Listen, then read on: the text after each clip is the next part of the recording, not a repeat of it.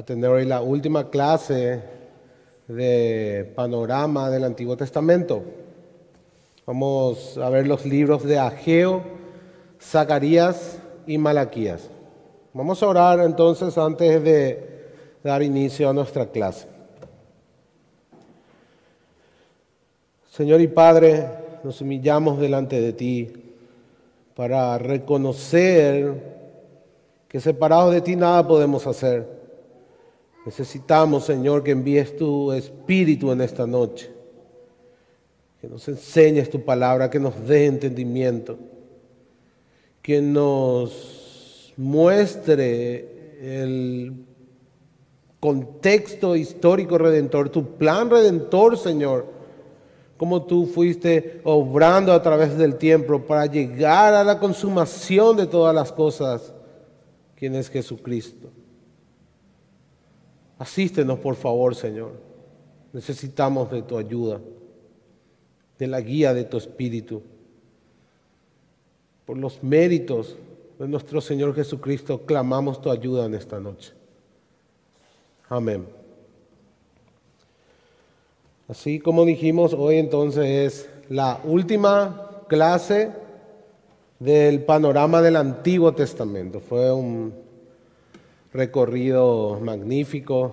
Pudimos ver la obra de Dios, su soberanía, su plan redentor, cómo Él fue obrando en la historia, a través de la historia, cómo todo responde a sus propósitos eternos, cómo Él reina verdaderamente sobre toda la creación. Y en esta última clase, aunque es la última del panorama del Antiguo Testamento, nos encontramos en la mitad de nuestro recorrido, porque el próximo miércoles vamos a dar inicio al estudio del panorama del Nuevo Testamento. Y prácticamente son la misma cantidad de clases. Vamos a tener aproximadamente 26 clases, así como tuvimos 26 clases con la de hoy del Antiguo Testamento. Así que, hermanos, como ustedes saben, nuestro objetivo es ver la luz de la gloria de Dios en la persona, en la imagen de Jesucristo. Y es allí a donde vamos. Vemos que Dios fue revelando más esa gloria, dándonos mucha más claridad en cuanto a lo que Él iba a hacer. Y es en el Nuevo Testamento justamente donde la gloria de Cristo brilla con más intensidad que el Antiguo Testamento. También pudimos ver la gloria de Cristo en el Antiguo, ¿verdad? Pero de una manera diferente, quizás con menos intensidad, pero con más textura. Hay más formas en las que Dios nos fue revelando al Mesías, al siervo sufriente, al Hijo del Hombre y todas esas figuras que nos apunta a Jesús. En base a todo esto que decimos, entonces estamos convencidos, entendemos y estamos convencidos que tener un panorama del Antiguo Testamento es fundamental para interpretar correctamente el Nuevo Testamento. Porque el Nuevo Testamento es en respuesta a lo que Dios ya estaba haciendo hace miles de años. Es el cumplimiento de la ley, de los salmos y de los profetas. Por tanto, sin este trasfondo no vamos a poder entender verdaderamente de qué se trata el Nuevo Testamento. ¿Verdad? El Nuevo Testamento comienza en unas primeras palabras: el tiempo se ha cumplido, el reino de Dios se ha acercado. Y el trasfondo para entender esas palabras es todo el Antiguo Testamento. Tener un panorama, entender qué es lo que Dios hizo, qué es lo que hizo su pueblo y cómo Dios responde. Entender el Antiguo Testamento entonces es fundamental para poder entender el Nuevo Testamento. Y es por eso que estamos estudiando el panorama de toda la Biblia. Primero del Antiguo, porque es necesario entender primero del Antiguo, y ahora vamos a iniciar otro miércoles el Nuevo Testamento. Pero hoy damos el fin al Antiguo Testamento con Ageo, Zacarías y Malaquías. Son los tres últimos profetas. Están en el grupo de los profetas menores. Profetas menores. Estos tres profetas son profetas post-exílicos. Eso para tener un poco el contexto. ¿Qué quiere decir post-exílicos? Son profetas de Dios que se levantaron después de que los judíos volvieron de Babilonia y se establecieron de nuevo en Palestina. Se establecieron de nuevo en Judea, en Jerusalén. Entonces a eso nos referimos con profetas post-exílicos. En estos libros, a pesar de que hay imágenes sorprendentes, ¿verdad? Algunas son hasta alucinantes de la restauración final de Dios, también hay algunos temas bastante deprimentes. Como ya dijimos en libros anteriores, de Esdras, de Nehemías, que el pueblo de Israel había vuelto del exilio físico. Se había terminado el exilio, se habían cumplido los 70 años y Ciro permitió que los judíos vuelvan a su tierra. Pero el exilio espiritual aún continuaba. Los judíos aún seguían siendo esclavos del pecado.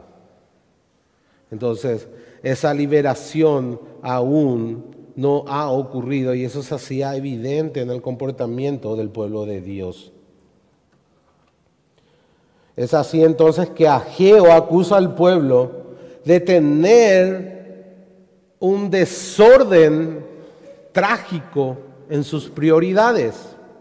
O sea, la acusación que hace el profeta Ageo. El profeta Ageo es cortito, son 2 capítulos.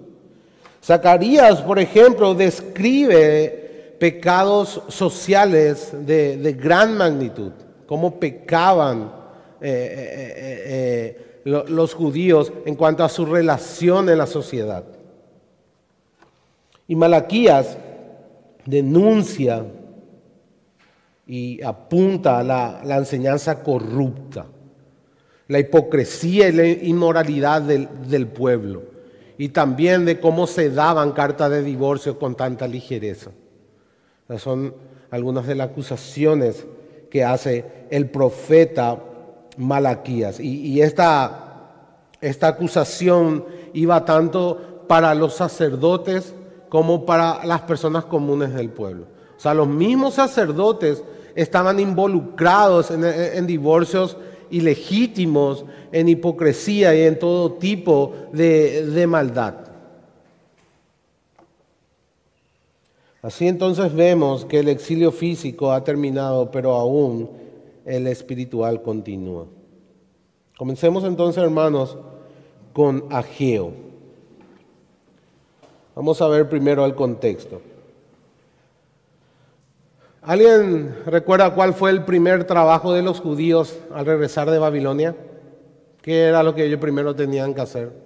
O sea, cuando Ciro decreta que ellos pueden regresar y va a la primera tanda con Zorobabel como el nuevo gobernador y Esdras como su sacerdote en la segunda oleada, ¿qué era lo que el pueblo tenía que reconstruir?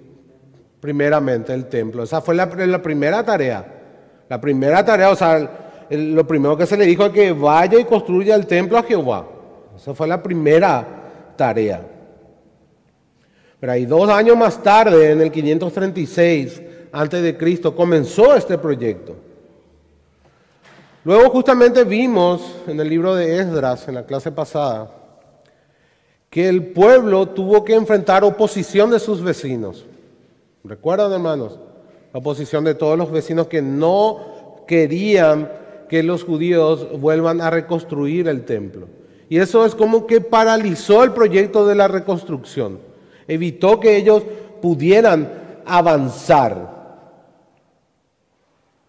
Por fin, en el año 520, 16 años después de haber comenzado, ellos pueden retomar la construcción del templo. O sea, estuvieron 16 años sin poder trabajar a causa de la oposición. Ahora Dios después de esos 16 años le da paz con sus vecinos y permiten que ellos puedan reanudar la construcción del templo, el cual terminaron en 4 años de trabajo. O sea, después de esos 16 años pasaron 4 años de trabajo en la construcción y ellos terminaron el templo. Pero eso no es toda la historia. Eso no es toda la historia. ¿Qué sucedió en esa brecha de 16 años? Así como dijimos.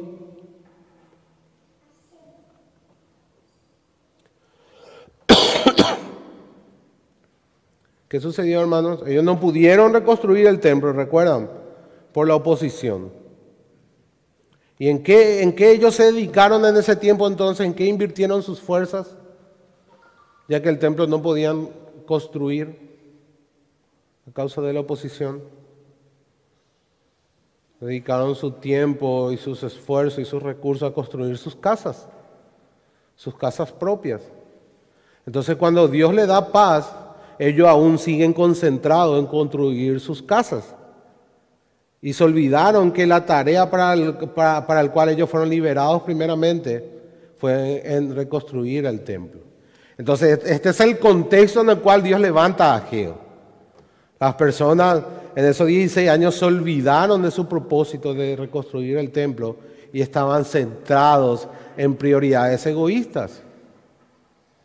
Estaban más centrados en construir sus casas y utilizaban su tiempo, sus recursos y sus esfuerzos en construir sus casas. Vean el capítulo 1, versículo 4.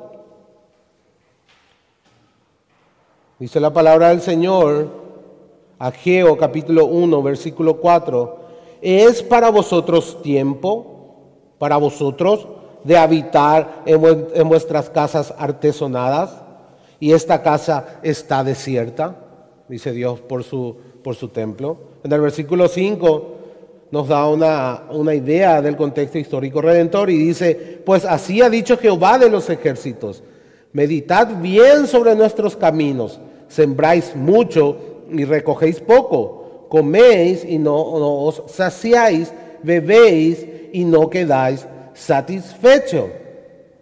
El pueblo tenía una gran oportunidad para reedificar el templo y solamente tenemos que pensar, hermanos, qué tan importante era el templo para la religión judía, para su vida diaria. O sea, recuerden que la vida de los judíos estaban centrados en el templo anteriormente, porque ahí estaba la presencia de Dios, ahí presentaban sus ofrendas, ahí solucionaban sus problemas. Hasta de médico hacían los sacerdotes, porque ellos tenían que dar lo que cuando una persona se curaba, por ejemplo. Entonces el templo era central en la vida de los judíos. Imagínense qué tan descentrados ellos estaban de sus raíces, de sus orígenes, ¿verdad? Y no solamente era central para los judíos, sino que el templo es una figura central en el plan redentor de Dios. Es una figura central. Pero los judíos decían, no, esa construcción puede esperar y nosotros vamos a seguir con nuestra vida, queremos reconstruir nuestras casas, queremos estar cómodos, queremos invertir en nosotros ahora que volvimos a nuestra tierra, ¿verdad? Y por esa razón Dios le dice, consideren sus caminos. Consideren sus caminos, mediten en lo que están haciendo. Eso leímos, mediten en lo que están haciendo, mediten bien sobre vuestros caminos. O sea, ¿por qué no le va bien las cosas? ¿Por qué no pueden disfrutar de la obra de sus manos? ¿Por qué siembran y no cosechan? ¿Por qué no experimentan de nuevo la bendición de Dios? Porque no están poniendo en orden sus prioridades. Eso es lo que Dios le dice. Fíjense cómo están viviendo. El pueblo regresó de Babilonia. Sus corazones todavía, sin embargo, estaban en el exilio. La opresión de sus enemigos había terminado. Dios había permitido que la opresión de sus enemigos termine para que ellos tengan paz y puedan reconstruir el templo. Sin embargo, ellos no estaban aprovechando esa oportunidad. que Dios le daba. Ahora, aunque esa opresión ha terminado, ellos siguen oprimidos por el pecado y por la maldad. Y están centrados en ellos mismos, ensimismados, y solo piensan en lo que ellos quieren y desean. Así entonces llegamos al tema central de Ageo, que es: Dios está transformando los corazones de su pueblo para que busquen su gloria y le agradezcan al reedificar el templo, que sirve como un modelo mayor de la gloria venidera, de la gloria del templo del fin de los tiempos. En Ageo está el famoso versículo que la gloria postrera es mayor que la actual, es mayor que la primera.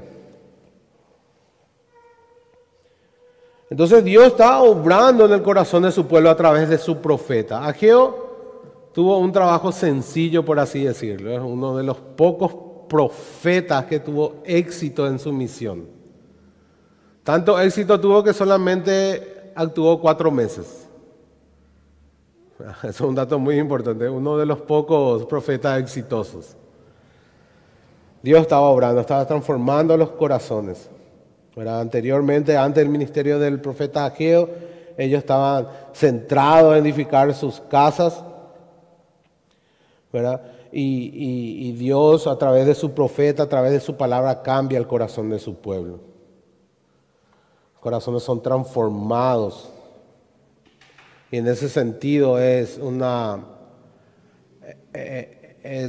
figura que nos apunta a aquel cumplimiento de la profecía de Jeremías y de Ezequiel, que Dios iba a dar un corazón nuevo a su pueblo. Dios estaba cambiando el corazón de su pueblo, estaba poniendo en orden sus prioridades.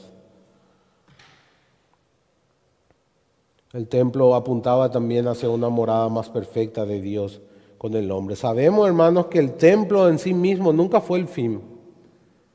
El templo siempre fue una figura que nos apunta al cumplimiento escatológico de la restauración de Dios con su pueblo, de la habitación de Dios con su pueblo, que Dios more de nuevo en medio de su pueblo. Es la presencia de Dios manifiesta. Eso es lo que representa el templo. Entonces el templo en sí no es un fin, sino que es un símbolo que nos apunta a una realidad mayor. Podemos dividir el libro de Ageo en 4 profecías. Vamos a ver en la primera profecía, que está en el capítulo 1 y va hasta el versículo 8 prácticamente.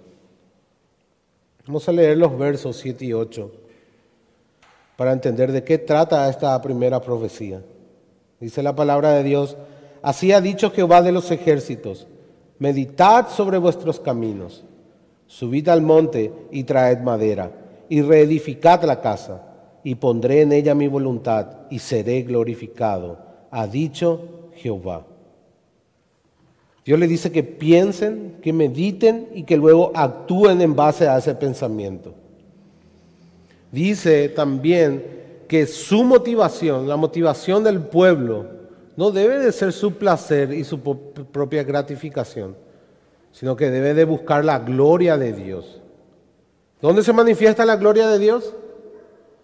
En aquel tiempo, ¿dónde se manifestaba la gloria de Dios? En el templo. Entonces Dios estaba instando a su pueblo a que busquen su gloria, que lo hagan para Él y que dejen de pensar en sí mismos.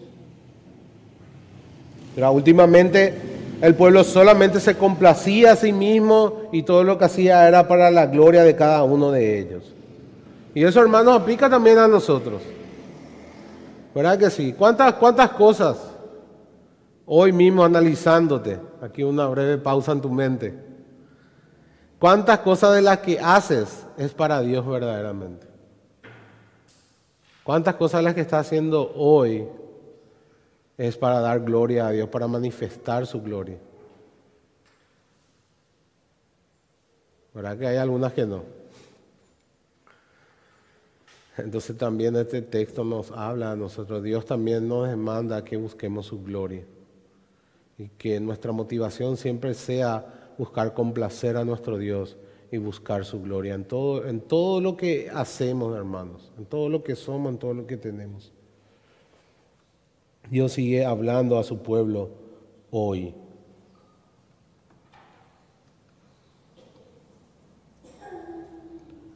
Así como dijimos, Ageo fue un profeta exitoso, uno de los pocos, ¿verdad? Y damos gloria a Dios por eso. La profecía de Ageo fue recibida con arrepentimiento y 23 días más tarde, según el versículo 15 del capítulo 1, inicia el trabajo del templo. O sea, imagínense, hermanos, 23 días de ministerio y el pueblo se arrepintió y empezó a poner las prioridades en orden. Empezó de nuevo la construcción del templo.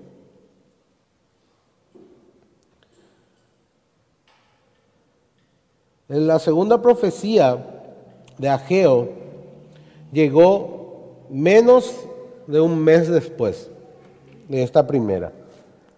Y fue en octubre del año 520. Estamos también en el mismo año, cuando se celebraba la fiesta de los tabernáculos. Esta misma fiesta se celebró cuando el templo de Salomón fue dedicado, por ejemplo. ¿Verdad? Ese hecho está en ¿dónde? ¿Dónde está ese hecho, hermano? Primera de Reyes. Primera de Reyes no habla de Salomón ni del templo. Ahora, desde un comienzo quedaban claros de que este templo no iba a ser igual al templo de Salomón. No iba a tener esa gloria, esa magnificencia que tenía el templo de Salomón. Recuerda que comentamos ya en otros estudios y dijimos que cuando ellos vinieron y reconstruyeron el templo, y aquellos más ancianos que habían visto el templo anterior se desanimaron cuando vieron el templo terminado, porque no tenía ni comparación a lo que era antes con el templo de Salomón. Era un templo bastante rústico y sencillo comparado a lo que era el templo de Salomón. La segunda profecía de Ageo está en el capítulo 2. Así que nuestra primera profecía es todo el capítulo 1. Les pido perdón, yo les dije que era hasta el versículo 8 nomás. La primera profecía es todo el capítulo 1. La segunda profecía empieza en el capítulo 2. Dijimos entonces que este templo, comparado con el templo de Salomón, daba mucho que desear. Y lo más gracioso, no sé si decirle gracioso, o lo que más llama la atención, es que Dios le dice eso mismo al pueblo. Dios le dice que este templo comparado con el anterior es nada. ¿Dónde le dice eso Dios? En el versículo 3 del capítulo 2. ¿Quién ha quedado entre vosotros que haya visto esta casa en su gloria primera? ¿Y cómo la veis ahora? ¿No es ella como nada delante de vuestros ojos? Dios mismo le dice, ¿verdad?, que es como nada comparado con el templo anterior. Ahora vamos a ver por qué dice esto Dios en el versículo 6 del capítulo 2. Dice: porque así Jehová de los ejércitos, así dice Jehová de los ejércitos, de aquí a poco yo haré temblar los cielos y la tierra, el mar y la tierra seca, y haré temblar a todas las naciones, y vendrá el deseado. Fíjense ahí, pueden marcar ese: vendrá el deseado de todas las naciones, y llenaré de gloria a esta casa, ha dicho Jehová de los ejércitos. Mía es la plata y mío es el oro, dice Jehová de los ejércitos.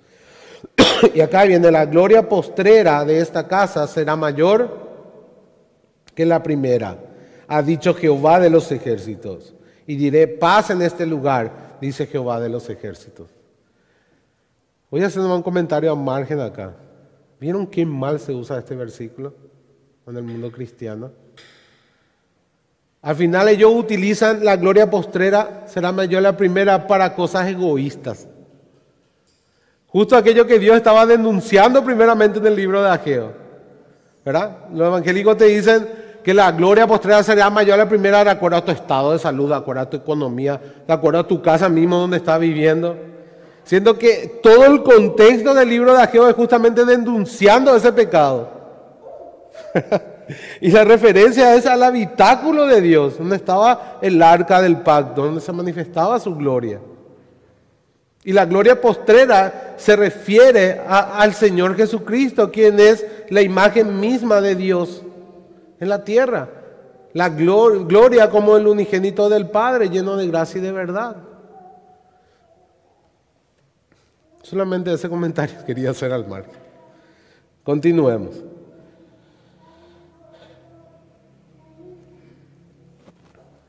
Dios entonces hace primero esa comparación no tan graciosa para los judíos, para luego decirles que en el futuro va a haber un templo cuya gloria será aún mayor que la de Salomón.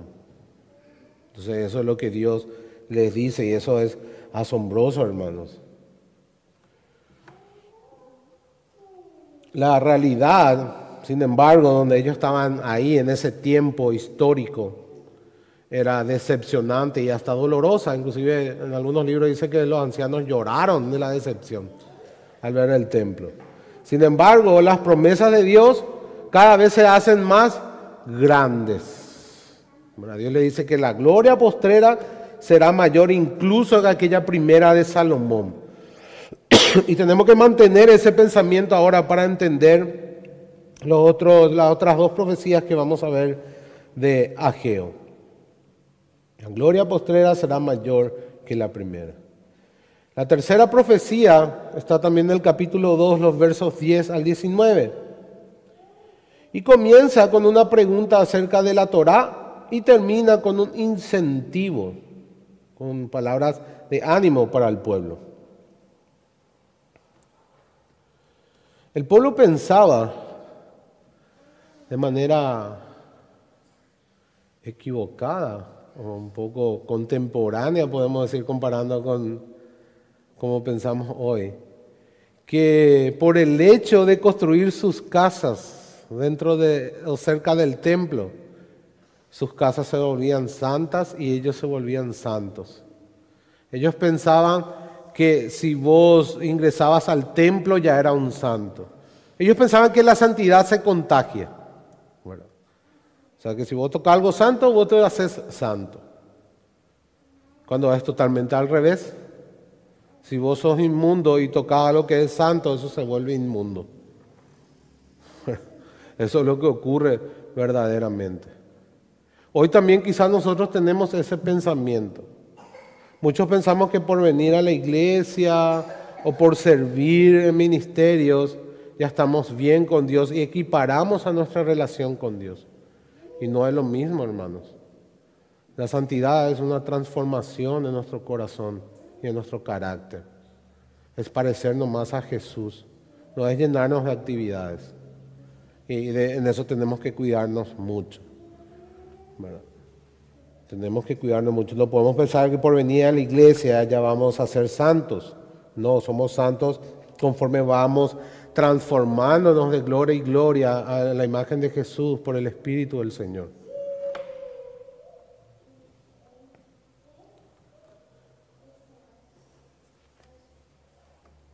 Entonces, no por vivir cerca del templo o por entrar en el templo, los judíos iban a ser santos. Ellos estaban viviendo de una forma mundana, de una forma impía, y al entrar en el templo lo que hacían era en realidad volver al templo inmundo, volver al templo impío. El único que puede revertir eso es el Señor Jesucristo. O sea, el único santo que puede tocar lo inmundo y lo contagia de santidad es el Señor Jesús. Todo lo que Él toca se vuelve santo. Y esas son las figuras que vemos en el ministerio de Jesucristo. ¿Recuerdan cuando vino Jesús? ¿Qué pasa cuando Jesús tocaba a un leproso? Lo sanaba. Cuando tocaba a alguien que estaba endemoniado, lo liberaba. Cuando tocaba a un muerto, lo resucitaba. El único que puede hacer eso es Cristo. Jesús el Cristo, nadie más. Nadie más que Él.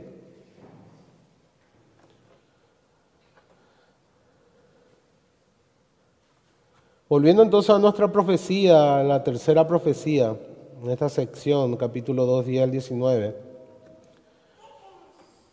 El oráculo, la profecía o el oráculo termina con una palabra de ánimo que nos apunta a Jesús. Aunque hasta ese momento ellos no estaban pudiendo aprovechar de la obra de sus manos. ¿Recuerdan que leímos aquel pasaje? Cuando Dios le amonestaba y decían que, vamos a leer otra vez, en el versículo 5 del capítulo 1, dice: meditad bien sobre vuestros caminos, sembráis mucho y recogéis poco.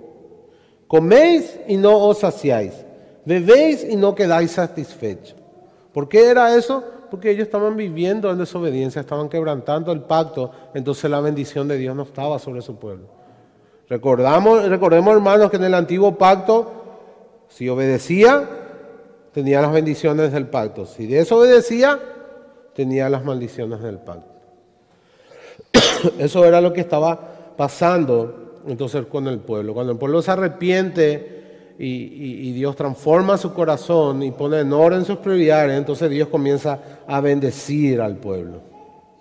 Y así llegamos a la última profecía que está en los versos 20 al 23 del capítulo 2. ¿Cuándo el templo realmente superará el de Salomón? ¿Cuándo va a ser ese tiempo? Vamos a leer el versículo 23. Dice la palabra de Dios: en aquel día, dice Jehová de los ejércitos, te tomaré, oh Zorobabel, hijo de Salatiel, siervo mío, dice Jehová, y te pondré como anillo de sellar, porque yo te escogí, dice Jehová de los ejércitos. Zorobabel, entonces, como recordamos, era el gobernador judío de Jerusalén en ese tiempo. Se iba a edificar un gran templo en el tiempo de Zorobabel. En ese momento era que ese gran templo, cuya gloria iba a ser mayor a la primera, era en ese tiempo que se iba a edificar. Evidentemente no. Ese templo que ellos estaban edificando de vuelta era un modelo que apuntaba a algo mayor.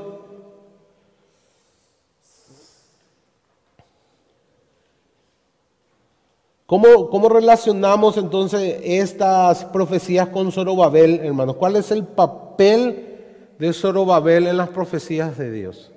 ¿Quién era Zorobabel?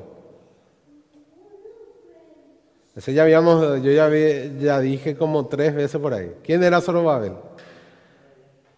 Era de la casa de David, era el descendiente de la casa de David. ¿Recuerdan? Entonces la promesa del pacto davídico estaba sobre el linaje de Zorobabel. Zorobabel era descendiente de Joaquín. ¿Recuerda aquel Joaquín que fue al exilio con Nabucodonosor y que al final de sus días los babilonios le dieron la libertad y comía en las mesas de los babilonios? O sea, Dios protegió al último descendiente de la casa de David. Y Zorobabel descendía de él.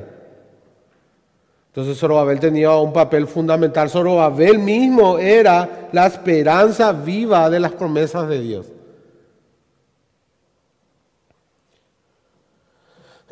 Entonces, para entender lo que está pasando aquí, tenemos que recordar todo esto. Y en Jeremías, vamos a leer Jeremías para entender. Vamos al profeta Jeremías, capítulo 22, verso 24. Acá Jeremías utiliza esta misma palabra que está aquí en este versículo 23 de Ageo. Dice: vivo yo, dice Jehová, que Siconías, hijo de Joacim, rey de Judá, ¿verdad?, que de la casa de David, fuera anillo, fíjense esa palabra, anillo en mi mano derecha, aún de allí te arrancaría. Te entregaré en mano de los que buscan tu vida. y en mano de aquellos cuya vista temes. Sí, en mano de Nabucodonosor, rey de Babilonia, y en mano de los caldeos. Entonces, ese anillo de Dios que fue desechado en los reyes, en el rey Conías, en aquel tiempo, hijo de Joacim, ahora es puesto de nuevo en los dedos de Zorobabel. Según el versículo 23, dice: en aquel día te tomaré, oh Zorobabel, hijo de Salatiel, siervo mío, dice Jehová, y te pondré como anillo de sellar. ¿Qué es lo que Dios le está diciendo entonces al pueblo? Que aquella promesa a la casa de David continúa vigente en el linaje de Zorobabel. Dios aún va a cumplir su promesa de dar el trono eterno a un hijo de David. Eso es lo que Dios le está diciendo ahora a Zorobabel y a todo el pueblo de Dios a través de su profeta. Entonces, esta promesa ¿trata de Zorobabel mismo? No. Trata de la promesa que se le hizo a la casa de David. Por tanto, trata con su linaje, con la descendencia, con la línea familiar de David, al cual corresponde Zorobabel y su descendencia. Todas esas viejas profecías entonces a la casa de David y el hijo mayor de David se cumplirán a través del linaje de David, es decir, el linaje de Zorobabel. Y ese hijo es el que va a edificar el templo. Ageo dice que este gran templo, mayor que todos los anteriores, se va a edificar en el tiempo del siervo escogido de Yahweh, del Señor. Sabemos quién es el siervo escogido. ¿Quién es el siervo escogido del Señor? De la casa de David. ¿Quién es, hermanos? Jesucristo. Jesucristo es. Vamos a leer versículos que nos da un poco más de luz con respecto a la teología del templo. Por ejemplo, 2 de Corintios, capítulo 6, verso 16, nos dice algo.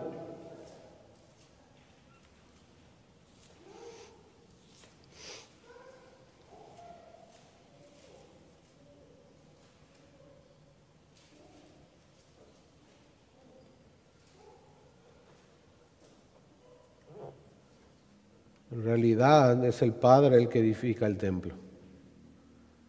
Y el templo es Jesucristo. Y una vez que Jesucristo sube a los cielos y envía su Espíritu, todos aquellos que se arrepienten de sus pecados y creen en Él, son adoptados como hijos de Dios y están en Jesucristo. Somos templo de Dios. Ahí dice el apóstol Pablo, nosotros somos el templo del Dios vivo, la iglesia. Hoy entonces, ¿dónde está la presencia de Dios, hermanos? ¿Dónde se manifiesta la presencia de Dios? En la iglesia. En la iglesia, nosotros somos el templo de Dios. La iglesia es somos piedras vivas que estamos edificadas sobre la piedra angular, sobre el fundamento que es Jesucristo. Y nosotros somos el templo de Dios. Eso dice la palabra. Dice en 1 de Pedro, por ejemplo, capítulo 2, verso 4 al 5, voy a leer la versión de Biblia de las Américas. Viniendo a él como a una piedra viva, desechada por los hombres, pero escogida y preciosa delante de Dios, también vosotros como piedras vivas sed edificados como casa espiritual para un sacerdocio santo, para ofrecer sacrificios espirituales aceptables a Dios por medio de Jesucristo. También vosotros, dice, piedras vivas.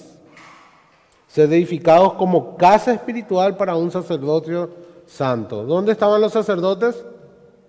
En el templo.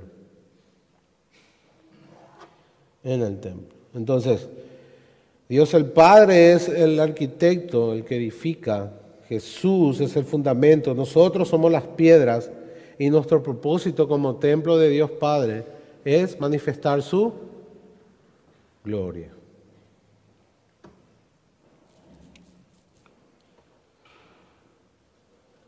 Ageo entonces anima al pueblo a construir el templo en el tiempo actual. Pero este templo sabemos que apunta a un cumplimiento final de las profecías de Dios, ¿verdad?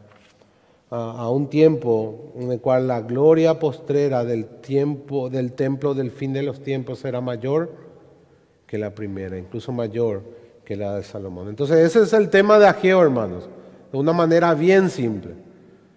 Ageo es levantado para exhortar al pueblo de Dios que corrija sus prioridades y que vivan para la gloria de Dios, que tengan la gloria de Dios como su prioridad, que sean agradecidos por la oportunidad que Dios les da a cesar la opresión de sus enemigos para que puedan construir el templo y poder bendecir a su pueblo.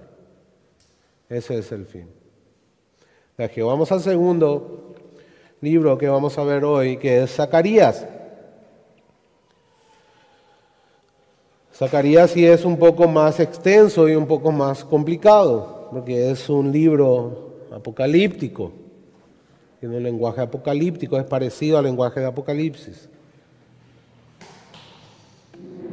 El contexto histórico de Zacarías es el mismo tiempo de Ageo. Dijimos que Ageo probablemente ministró 4 meses, no más. Y después de unos meses de terminar su ministerio, Dios levanta al profeta Zacarías. Zacarías está profetizando aún mientras el templo sigue construyéndose.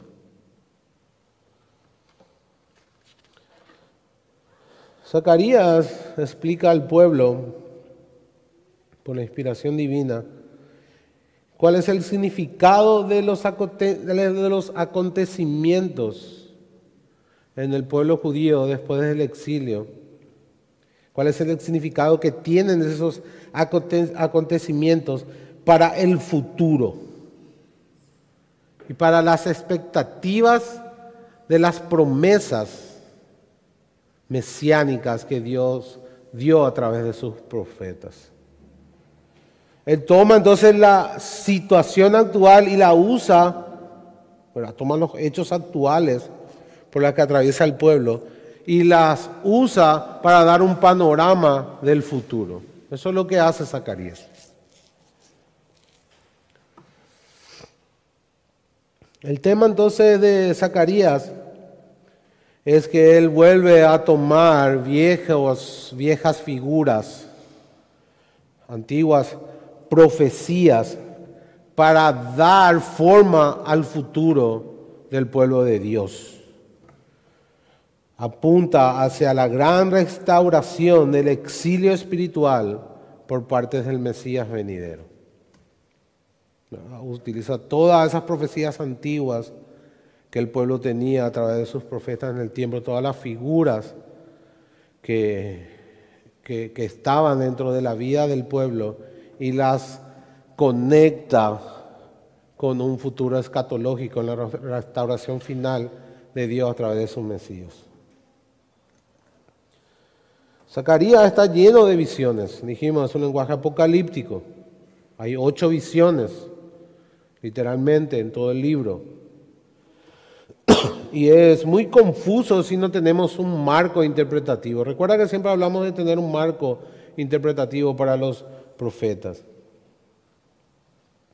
Lo que primero tenemos que tener en cuenta es su contexto. ¿Cuál es el contexto de Zacarías, el contexto histórico? ¿Cuál es el tiempo en el cual ministra Zacarías? Ministración post-exílica durante la reconstrucción del templo. O sea, aún los judíos están reconstruyendo el templo. Probablemente Zacarías ministró 4 a 5 décadas. O sea, mucho tiempo. Tuvo mucho tiempo ministrando. Entonces, El pueblo estaba reconstruyendo y estaba esperando de una manera expectante la finalización de la reconstrucción y el énfasis. Estos son puntos importantes para interpretar Zacarías. El énfasis de Zacarías es un énfasis mesiánico. Él hace mucho énfasis en la restauración final a través del Mesías. Contexto histórico post-exilio con una expectación de la culminación de la reconstrucción del templo y un énfasis mesiánico. Esos son tres pilares, por así decirlo, para poder entender un poco mejor de lo que habla Zacarías. Hay muchísimas cosas, hermanos, en este libro. Evidentemente no alcanza el tiempo para ver. Tenemos que dedicar una clase sola para Zacarías y no tenemos ese tiempo. Así que vamos a irnos directamente al capítulo 6.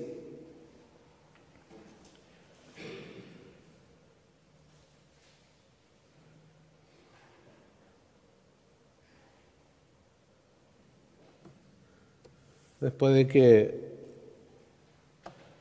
Zacarías habló de varias visiones, como la visión de la noche, donde había un rollo volador, una mujer en una canasta, un candelabro de oro y mujeres aladas. Justo después de esto, de esta visión de Zacarías da una profecía. Y esta comienza en el versículo 9. Dice la palabra del Señor: vino a mí palabra de Jehová diciendo: toma de los del cautiverio a Eldai, a Tobías y a Jedaías, los cuales volvieron de Babilonia, e irás tú en aquel día y entrarás en casa de Josías, hijo de Sofonías. Tomarás pues plata y oro y harás coronas y las pondrás en la cabeza del sumo sacerdote Josué. Subrayen esa parte del versículo 11 porque es fundamental para entender. Tomarás pues plata, oro y harás corona y la pondrás en la cabeza del sumo sacerdote Josué, hijo de Josadac. Y le hablarás diciendo: así ha hablado Jehová de los ejércitos, diciendo: he aquí el varón cuyo nombre es el renuevo, ahí pueden marcar también renuevo, el cual brotará de sus raíces y edificará el templo de Jehová. El renuevo. Él edificará el templo de Jehová y él llevará gloria y se sentará y dominará en su trono y habrá sacerdote a su lado y consejo de paz habrá entre ambos. Las coronas servirán a Elem, a Tobías, a Jedaías y a En, hijo de Sofonías, como memoria en el templo de Jehová. Y los que están lejos vendrán y ayudarán a edificar el templo de Jehová. Y conoceréis que Jehová de los ejércitos me ha enviado a vosotros. Y esto sucederá si oyereis obediente la voz de Jehová, vuestro Dios. Bueno, ¿qué quiere decir todo esto, hermano? Recuerden siempre el contexto histórico, post-exílico, expectación en la culminación, la reconstrucción y un énfasis mesiánico. El versículo 11 son palabras que apuntan al Mesías. El sacerdote en Israel utilizaba coronas. ¿Quién utilizaba la corona en Israel? El rey.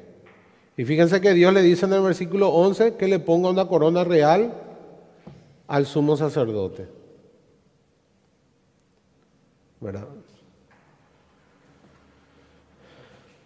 Al final del versículo 13, este sumo sacerdote se sienta en un trono.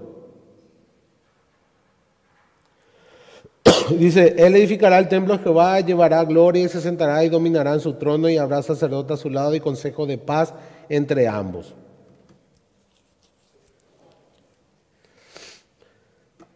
¿A qué tipo de personas se le suele dar una corona y un trono? Y dijimos, a un rey. ¿Verdad? Pero Josué es un sacerdote. ¿Qué significa entonces? En el futuro, el sacerdocio y la realeza se iban a unir en una sola persona. En una sola persona. Ese rey sacerdote se iba a sentar a reinar en Israel. Y ese rey sacerdote iba a ser también el renuevo, dice. Fíjense, hermanos. Esta persona se llama también el renuevo en el versículo 2. El renuevo sabemos que es un título mesiánico. El renuevo del tronco de Isaí es una referencia mesiánica. Este sacerdote mesiánico, nos dice también los versículos 12 y 13, va a edificar el templo. ¿Cuál templo? Aquel templo cuya gloria será mayor que la primera, del cual nos habló ¿quién? Ageo, que acabamos de ver. Entonces vemos la relación. Recuerden, están al mismo tiempo, 4 meses profetizó Ageo, 1, 2, 3 meses más o menos, y ahí ya se levantó Zacarías. Estamos en el mismo tiempo. Vamos a leer ahora Hebreos 5. Hebreos capítulo 5, versículos 5 y 6. Teniendo todo esto en mente.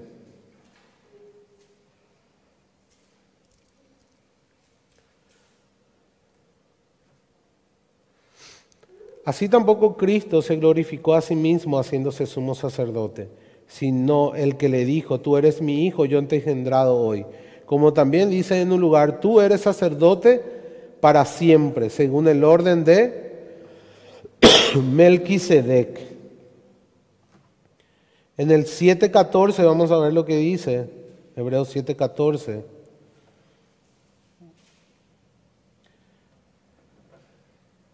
Nos habla también que nuestro Señor vino de la tribu de Judá, del cual nada habló Moisés tocante al sacerdocio. ¿Qué quiere decir eso? Que este nuevo sumo sacerdote, que iba a ser rey al mismo tiempo, no iba a venir de la casa de David. ¿Verdad? Iba a ser de un orden distinto. Hebreo nos dice que va a ser del orden de Melquisedec. ¿Recuerdan?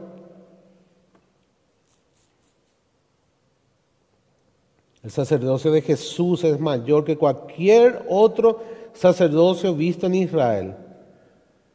Y que es su realeza. O sea, no hubo ningún sumo sacerdote en Israel que fuera rey al mismo tiempo.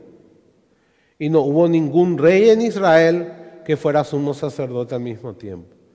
En ese sentido, Jesús es único, es de otro orden sacerdotal. ¿Se entiende, hermanos? Ya, esto apunta a Zacarías. Sí, del linaje de David. Del linaje de David. Totalmente. Totalmente, de la casa de David.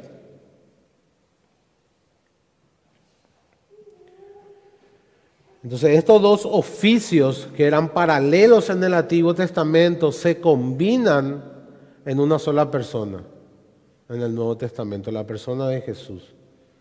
Y también acá en la profecía de Zacarías. Zacarías mismo dice que el sumo sacerdote será el rey que reinará, ¿verdad? Y lo asocia a esa persona con el Mesías, porque dice que es el renuevo el que va a hacer esto, y que él va a edificar casa para Dios. ¿Cómo va a edificar casa para Dios? Edificando la iglesia. Cristo es el que edifica la iglesia. Y la iglesia es el templo final. Los creyentes. Entonces en la cruz Jesucristo sacrificó su propia sangre en forma sacerdotal y propició la ira del Dios Todopoderoso, que se despertó a causa de los pecados del pueblo. Luego Él se levantó triunfante para sentarse en un trono eterno. Invita a todos ahora a inclinarse ante Él, a acercarse, a inclinarse ante Él, con fe y sumisión ante este gran rey y sacerdote. Entonces su mismo oficio en la tierra, Él fue un sumo sacerdote que entró en el lugar santísimo y presentó una ofrenda. Esa ofrenda era Él mismo, pero Él fue el que entró y presentó esa ofrenda. Y agradó al Padre, propició los pecados de su pueblo una vez para siempre. De eso nos habla Hebreos. Y cuando resucita, Él resucita con toda potestad sobre los cielos y la tierra. Resucita como Rey de Reyes y Señor de Señores. Entonces este renuevo del cual habla Zacarías, que va a ser sumo sacerdote y rey, es la persona de Jesucristo.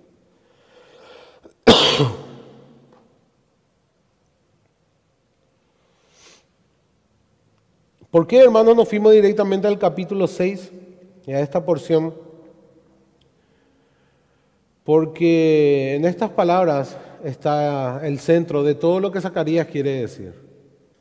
¿Recuerdan el libro de Daniel que vimos en una estructura quiástica? Era un quiasmo. Capítulo 1 con el 9, el 2 con el 8 y así sucesivamente. Bueno, también pasa esto en Zacarías. Y esta porción del capítulo 6 es el centro de todo lo que Zacarías quiere decir. O sea, todas las imágenes, todo lo que dice Zacarías en estos primeros 8 capítulos,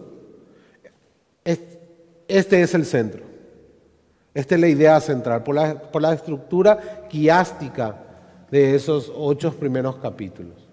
Entonces, cuando vos tenés entendés esta verdad, este énfasis mesiánico y este cumplimiento del sacerdocio real en la persona de Jesucristo, vas a poder entender todas las figuras que hace Zacarías. Claro que eso no va a ser automáticamente, vas a tener que hacer algunas relaciones, a que hacen referencia a ciertas imágenes y cierto lenguaje, pero te va a dar un centro para poder interpretar esos primeros 8 capítulos del libro de Zacarías. Todo entonces apunta a ese día en que el sacerdocio y la realeza se van a restablecer verdaderamente en Israel, porque se van a combinar en Jesucristo de una manera ya irrevocable, por siempre y para siempre. Entonces, esta verdad es la que resume verdaderamente los 8 primeros capítulos del libro de Zacarías. A partir del capítulo 9 el libro cambia a medida que se centra más en la redención final de su pueblo. Como casi todos los libros proféticos, incluye el juicio sobre los enemigos de Dios, el cuidado de Dios sobre su pueblo, y todo eso a través de una figura mesiánica, a través del Mesías, a través del Redentor de Israel, de aquella promesa davídica. El versículo 9 del capítulo 9 es una profecía famosa, ¿recuerdan, hermanos? Zacarías le dice que este rey iba a ser un rey humilde y que iba a entrar montado sobre un pollino de asna. Esa profecía la cumplió Jesús. Este nuevo rey va a poner fin a las guerras y va a proclamar la paz. En el capítulo 13, verso 7, nos dice, sin embargo, que este rey va a ser rechazado y oprimido. Vamos a leer Zacarías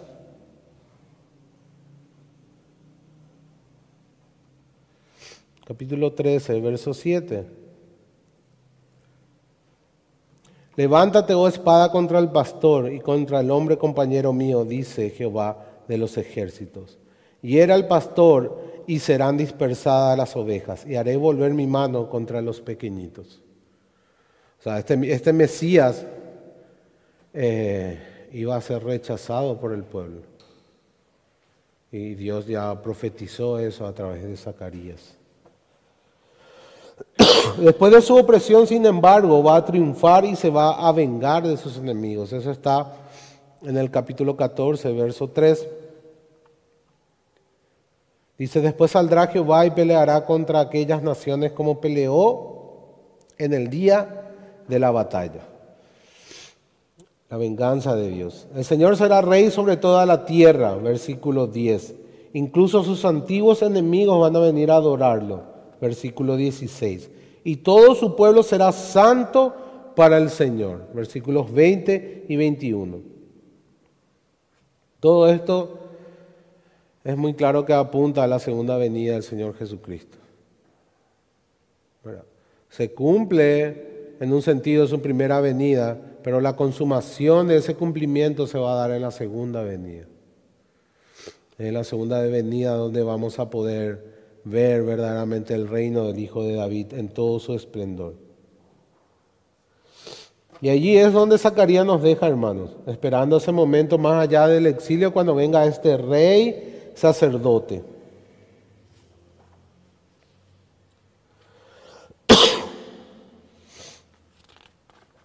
Vamos a ahora a continuar con el último libro de hoy, el libro de Malaquías.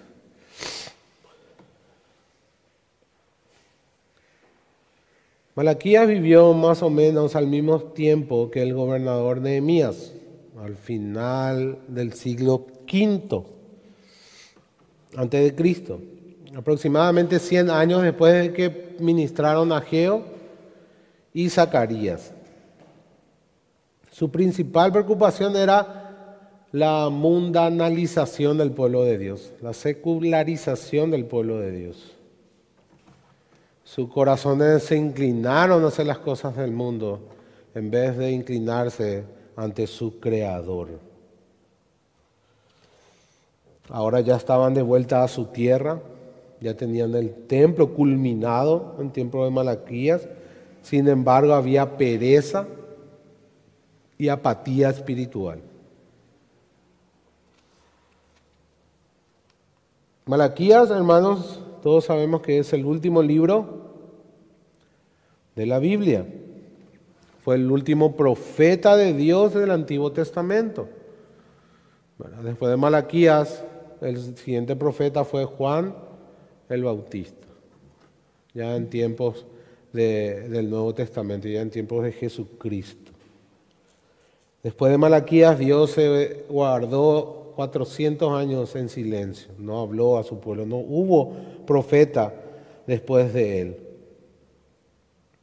Malaquías incluso profetizó sobre el ministerio de Juan el Bautista. Es como si fuera que él sabía que iba a ser el último, ¿verdad? Porque él habla del ministerio de Juan el Bautista, que aparece 400 años después. El tema de Malaquías es que el pueblo estaba de nuevo alejándose de Dios. De nuevo le estaba dando la espalda a Dios. Entonces Dios les dice que va a visitar a su pueblo muy pronto, el día del Señor, el famoso día del Señor. Pero antes que venga, dice Malaquías, va a enviar un mensajero para que prepare a su pueblo para el día de su venida. Ese mensajero es Juan el Bautista. Este libro prácticamente tiene una forma de debate entre Dios y su pueblo. Son 6 reclamos mutuos que se hacen. ¿Verdad? Es como si fuera que el pueblo lleva a Dios hasta tribunales y acusa al Señor. Y dice en el versículo 2 del capítulo 1, pueden leer, dice: ¿en qué nos amaste? Le pregunta al pueblo. Le reclama a Dios: ¿en qué nos amaste? Y ahí Dios invierte los papeles y ahora Él empieza a fulminar con acusaciones a su pueblo. Para ver dónde comienza y termina cada una de estas acusaciones, pueden ver ahí en el bosquejo que tienen al final de su folleto. Vamos a leer ahora los versículos 10 y 14 del capítulo 1. Dice la palabra de Dios: ¿quién también hay de vosotros que cierre las puertas o alumbre mi altar de balde? Yo no tengo complacencia en vosotros, dice Jehová de los ejércitos. Ahora él está, ¿verdad?, demandando y acusando a su pueblo. Ni de vuestras manos aceptaré ofrenda, porque desde donde el sol nace hasta donde se pone es grande mi nombre entre las naciones. Y en todo lugar se ofrece a mi nombre incienso y ofrenda limpia, porque grande es mi nombre entre las naciones, dice Jehová de los ejércitos.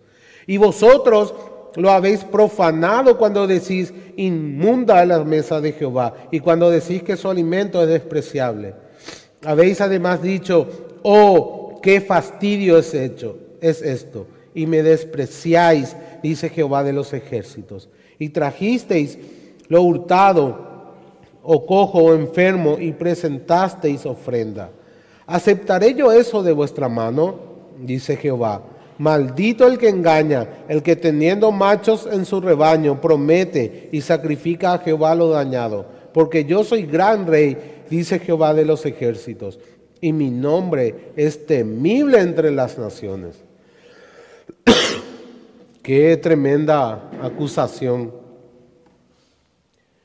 que hace el pueblo de Dios. El pueblo pensaba que lo importante era cumplir nomás los formalismos religiosos, ¿verdad? Cuando a lo que a Dios le interesa es el corazón. El pueblo pensaba que con tal de que lleve el cordero, que lleve la ofrenda, no importa si es el cojo, el ciego, Dios ya iba a estar satisfecho. Y incluso tenían la caradurez de reclamarle a Dios: ¿en qué nos amas? ¿Por qué no nos bendices? Nosotros cumplimos con todas las demandas de la ley. Externamente ellos estaban cumpliendo, pero en su corazón no adoraban a Dios. Solo cumplían con formalidades religiosas externas. Dios les dice, sin embargo, ¿no saben que yo soy gran rey? El pueblo no apreciaba al santo de Israel. Eran apáticos y solamente se centraban en las formas externas de los rituales y las ceremonias. Y aquí también, hermanos, ¿de qué manera nos habla esta reprensión de Dios? ¿Cuántas veces, por ejemplo, agarramos y oramos porque tenemos que orar nomás? O leemos la Biblia porque tenemos que leer nomás, porque ya tenemos un ritual, por así decirlo. Pero nuestro corazón no está enfocado en Dios. No le damos lo mejor de nosotros en ese tiempo, no meditamos en Él, no lo adoramos de verdad, sino que hacemos como una simple actividad religiosa. Y nos sentimos satisfechos. ¿Por qué? Porque hoy ya leí mi Biblia hoy, ¿verdad? Pero no le pusiste corazón, ni siquiera le prestaste atención a lo que leíste. No oraste en espíritu y en verdad. No adoraste a Dios con una ofrenda agradable a Él. De esa manera también debemos de cuidar nuestro corazón. Debemos de cuidarnos a nosotros mismos. De dar siempre lo mejor de nosotros al Señor. Y de adorarlo en espíritu y en verdad. El pueblo de Dios no solo le falló a través de una religiosidad vacía, sino que ha quebrantado su pacto, adorando a otros dioses. Y entre ellos también había matrimonios rotos. ¿Recuerdan que dijimos que ellos se divorciaban ilegalmente? Incluso los sacerdotes se divorciaban ilegalmente. El pueblo acusaba a Dios de injusticia. Le dice, por ejemplo, en el versículo 17 del capítulo 2, ¿dónde está el Dios de la justicia? Fíjense las acusaciones que hace el pueblo. ¿En qué nos amas? ¿Dónde está el Dios de la justicia? Y Dios responde que la justicia va a venir ciertamente. Y dice en el versículo 2 del capítulo 3, ¿quién podrá soportar el tiempo de su venida? ¿O quién podrá estar de pie cuando Él se manifieste?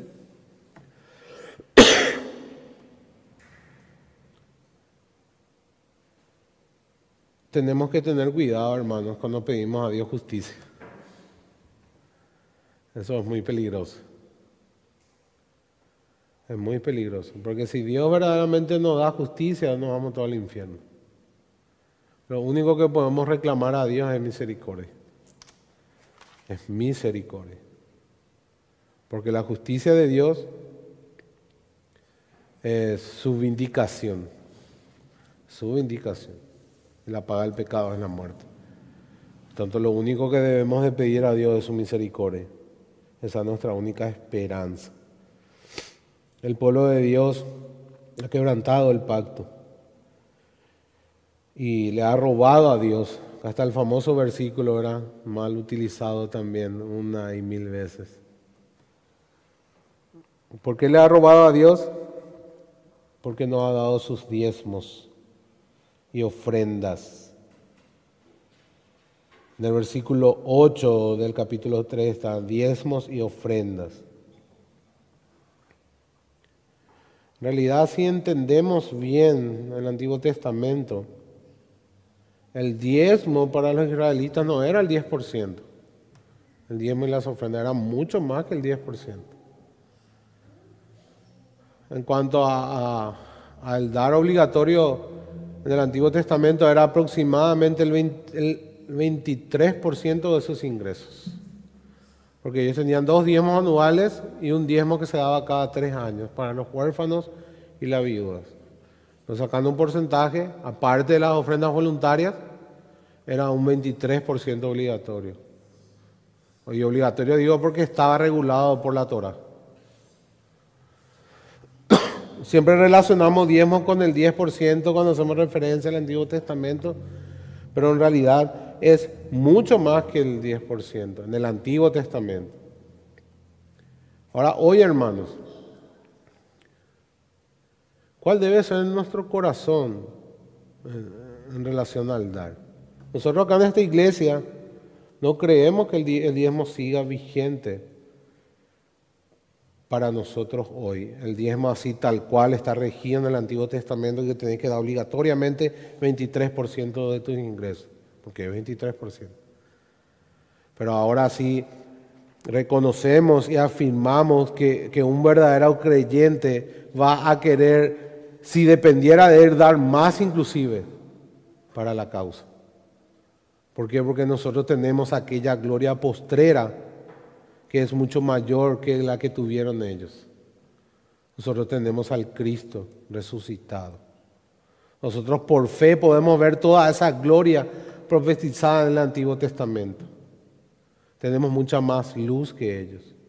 Podemos experimentar la gracia y el poder del Espíritu Santo en una manera que ellos no lo hacían, por la dispensación en que vivimos. Por tanto, el corazón del creyente debe de ser aún más generoso que los judíos en aquel tiempo para la causa del Evangelio.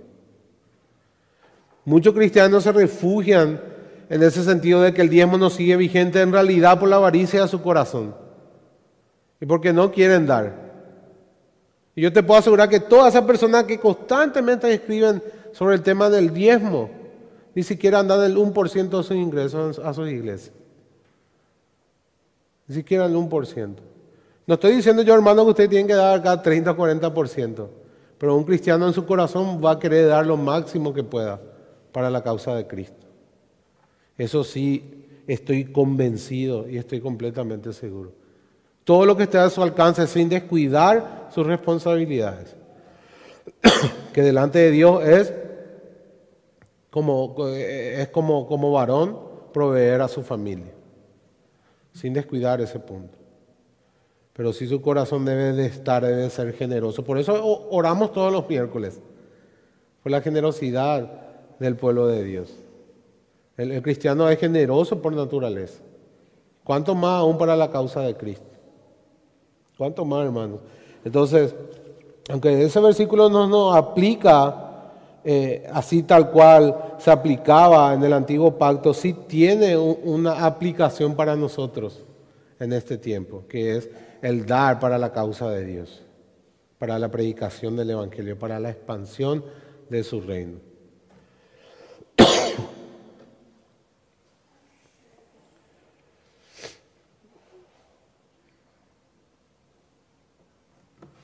El pueblo entonces decía palabras duras contra su Dios. En el versículo 13 del capítulo 3 decía que Dios no les da lo que ellos deseaban y que por eso no tiene ningún sentido servirle a Dios. Fíjense, servían a Dios por lo que Dios les da. Hoy muchos sirven a Dios por lo que Dios les da. Pero por eso un montón de gente es engañada con este falso evangelio de la prosperidad. Pacta con Dios y Él te va a dar salud. Pacta con Dios y Él te va a dar riquezas. Pacta con Dios y te va a dar un auto. Pacta con Dios y Él te va a dar una casa. Y todos esos son engaños del diablo. Aquel, como dice Spurgeon, aquel que le sirve a Dios por dinero le va a servir al diablo por un mejor salario. A Dios no se le sirve, hermanos, por dinero o por algo que pueda darte. A Dios se le sirve por lo que Él es y por lo que Él hizo a nosotros. por su gracia inmerecida que recibimos. ¿Cuál es la respuesta de Dios entonces ante esa demanda del pueblo de que no les daba lo que ellos querían y por eso no tenía sentido servirle? Dice Dios: porque aquí viene el día ardiente como un horno, y todos los soberbios y todos los que hacen maldad serán estopa. Aquel día que vendrá los abrazará, ha dicho Jehová de los ejércitos, y no les dejará ni raíz ni rama. Estamos en el capítulo 4, verso 2. Mas a vosotros los que teméis mi nombre nacerá el sol de justicia, y en sus alas traerá salvación, y saldréis, y saltaréis como becerro de la manada. Hollaréis a los malos, los cuales serán ceniza bajo las plantas de vuestros pies, en el día en que yo actúe, ha dicho Jehová de los ejércitos. Entonces, hermanos, estamos aquí en el final del Antiguo Testamento y vemos que la ira de Dios está ardiendo aún contra su pueblo. Sin embargo, la promesa de Dios sigue en pie.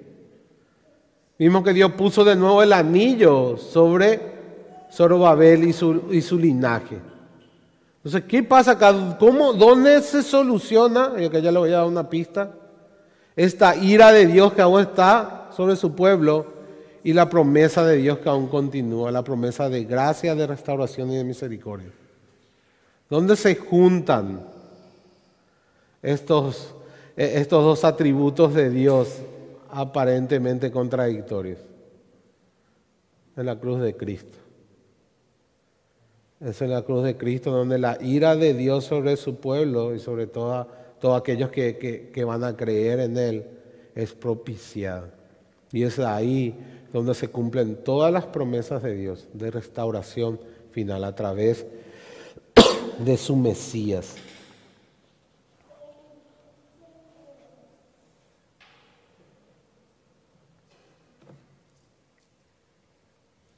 Entonces Dios continúa siendo paciente con su pueblo, aunque éste se está uniendo en la inmoralidad, en la idolatría, en la oscuridad política. Está desapareciendo del mapa espiritual y político. Pero a pesar de eso, Dios tiene paciencia. El exilio espiritual continúa, aunque el físico ha terminado. Jesús es el que resuelve esta gran tensión entre la ira de Dios y la promesa de Dios que aún sigue vigente.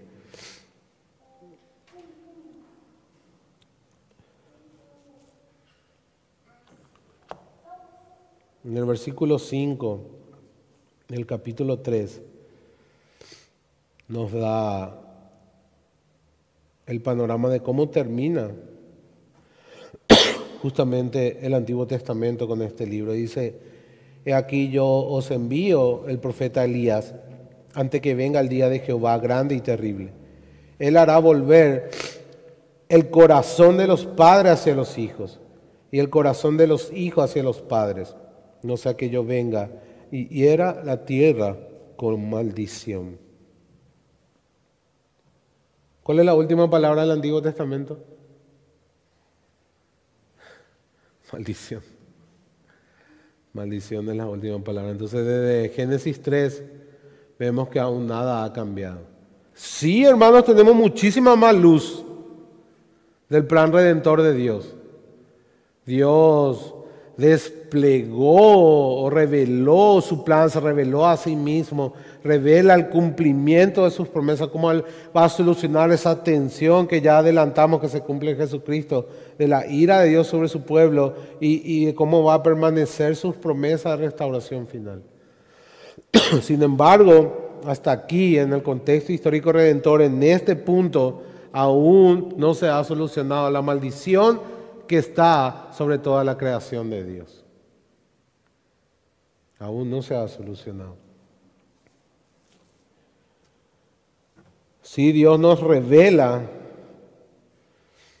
que el profeta Elías va a venir para preparar los corazones para la venida del Señor. Y sabemos que el espíritu del profeta Elías estaba en Juan el Bautista, porque Jesús nos dice eso en el Nuevo Testamento. Voz que clama en el desierto, dice Marcos 1:3, preparad el camino del Señor, enderezad sus sendas. Entonces así, hermanos, vamos a comenzar el Nuevo Testamento con este trasfondo. Y ahora entendemos las palabras del Señor Jesucristo, que dice, el tiempo, el reino de Dios se ha acercado. Se refiere a aquella promesa que Dios mantiene cuando dijo que volvió a poner el anillo en Zorobabel y en su descendencia. La promesa de la casa de David. El tiempo de Dios se ha cumplido, el reino de Dios se ha acercado. Ahora tiene mucho más sentido esas palabras cuando tenemos todo el panorama del Antiguo Testamento. Sí, hermanos, todo este panorama tiene su culminación, tiene su clímax en la persona y la obra del Señor Jesucristo, que es donde vamos a comenzar el próximo miércoles, si Dios permite.